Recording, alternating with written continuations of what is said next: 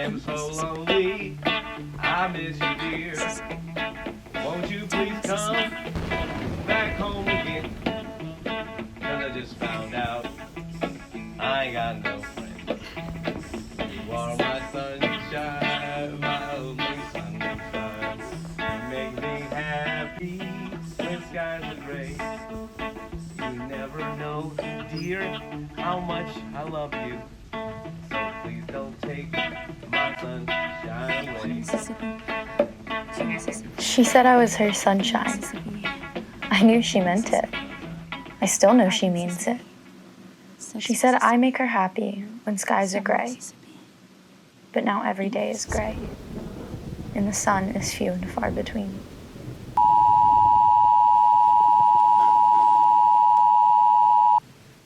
I fucking hate the rain. I can't stand it. It scares me. At age 4, it scared me. Direct strike of potentially catastrophic and life-threatening hurricane expected late tonight and early Monday. Katrina bears down on the Mississippi Delta. Stay with us for the latest in-depth analysis. The clouds rolled in, and the sun never came back. Lives were lost. Homes were lost. Families were lost. Their sunshine had run out. I was 4 years old. I was 4. We were lucky we moved. It was supposed to be my house, my room. It was supposed to be me. I was 4 when I had to evacuate my home for the first time. I was 4. I remember that night so clearly. My mom woke me up in the middle of the night. I had no idea what was going on. I remember hearing my sister cry, and that made me cry. I remember driving for hours, and my mom telling me to just go to sleep, but I couldn't. I was terrified. I wasn't affected the same way they were. My sunshine was not yet stolen. Not like theirs, at Hurricane least. Katrina is a Category 5 hurricane on the Saffir-Simpson scale. The next year came, and I heard my first story. I was 5 years old. I was 5. 10 stories high of debris. And I just remember pulling to the side, stunned, and I just began to weep. Once again, that year had passed, and I heard another story. I'm going to wait for my... I was 6 years old. Right? I was Like, 6. No, I don't think so. Government didn't even show up when we were stranded at the Dome for 5 days. In fact, 1.4 million in the metro area. He ordered them to get out, a mandatory evacuation, but about 100,000 didn't do it, either because they were stranded tourists or they didn't understand or they had no means to get out. Some of the elderly, a lot of folks, as Shep pointed out, just don't have transportation in that city. The years kept coming, and again, the stories never stopped. I was 7. Corridors, it's easy to see how families were separated and sheer anarchy. There's no electricity in this building. The only available light coming in from a few holes up in the ceiling. I mean, people ate here, they slept here, they went to the bathroom here. They had no choice. They had nowhere else to go. I was 7 years old when I met Gustav. I was no longer afraid of the rain. I had faced my fears, stuck it out. It wasn't so bad. We could only keep 3 things powered by generators. We kept the refrigerator running so our food wouldn't go bad. We kept the TV running so it could distract us from the rain. And we kept the microwave running so we could make popcorn. Maybe the rain wasn't so bad after all. But still, the stories didn't stop. Saw a lot of human suffering. 1 Mississippi. Saw people 2 Mississippi. who were looking for help. 3 People wanting to be evacuated. Mississippi. People wanting to do better by their families who were right there with them. When Hurricane Katrina ripped into New Orleans, most people tried to flee. In one neighborhood, however, a band of 15 to 30 people refused to evacuate. With the police department crippled, these people amassed weapons and began patrolling the streets. Algiers Point is an insular, predominantly white neighborhood within the larger Algiers district, which is mostly African American. In the days after Katrina, Malik Rahim says he was threatened at gunpoint by several white neighbors. I never thought that I would witness what I did during Katrina. You know, not in Algiers Point. not among some individuals that I classified as neighbors. 1 Mississippi, 2 Mississippi. I was 11 years 3 old. Mississippi, 4 I was Mississippi, 11 when I met 5 Isaac. Mississippi. Again, I wasn't afraid. And this is New Orleans under Hurricane Isaac. I watched the rain. I had called a truce with it. My yard was destroyed, but we were okay. Yet the stories never stopped. I noticed a boat going past my house.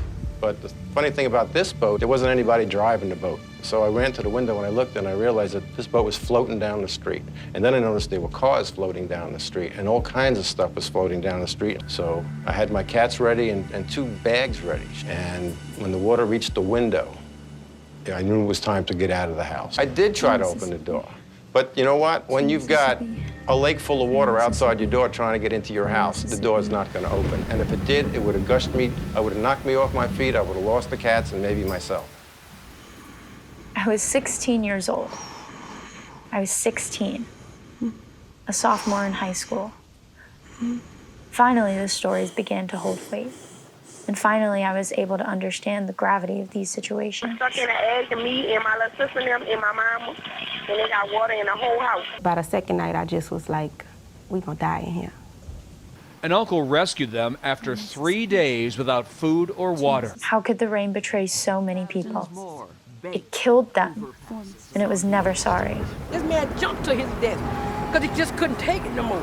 More than 1,800 people died across the Gulf Coast. Even after so many years, I would still hear stories. I don't think anybody anticipated the breach of the levees.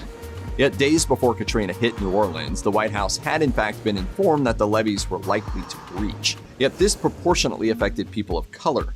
According to Talk Poverty, a black homeowner in New Orleans was more than 3 times as likely to have been flooded as a white homeowner. I was 16 when I got my first car, when I met Barry. He flooded the streets, and I couldn't drive my new car.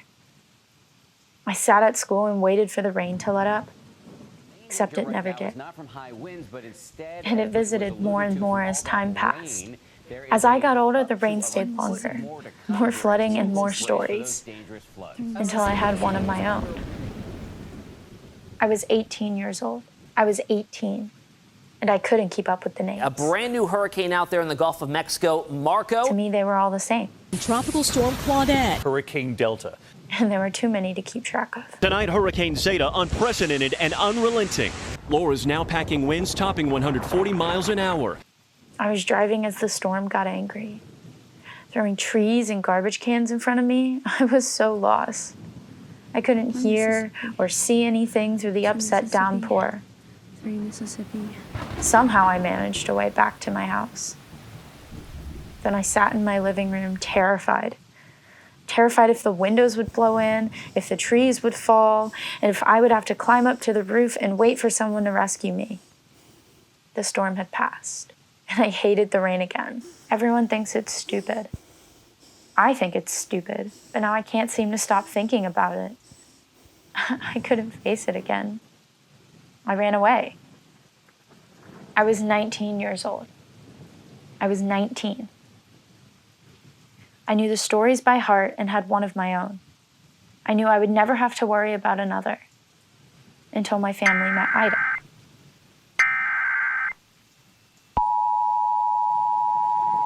The National Weather Service in New Orleans has issued a flash flood warning for southeastern. The 5th strongest hurricane to hit the U.S. mainland in recorded history. Tonight after Hurricane Ida slammed into Louisiana, into New Orleans, one of the most powerful hurricanes ever to hit. Although it wasn't my own affliction, I never thought I would be so scared again. Storm surge up to 8 feet. There is a tremendous amount of storm surge, a tremendous amount of wind, and this is tough conditions to survive. I had gone, but the people I loved were still there. There was no power, no service, no way of knowing if they were okay. I couldn't stop watching the news. Showing people in Laplace, Louisiana being rescued by boat, ATVs, helicopters, and high water vehicles. Every bit of information made it worse, but my eyes were glued. Roads, streets, and neighborhoods turned into rivers as Hurricane Ida swept through Louisiana. I was 19 years old. and I could finally understand. Their homes were ripped apart, and their lives were ruined. They had no way of contacting each other. How could I forgive the rain after that? I fucking hate the rain. You'd hate it too.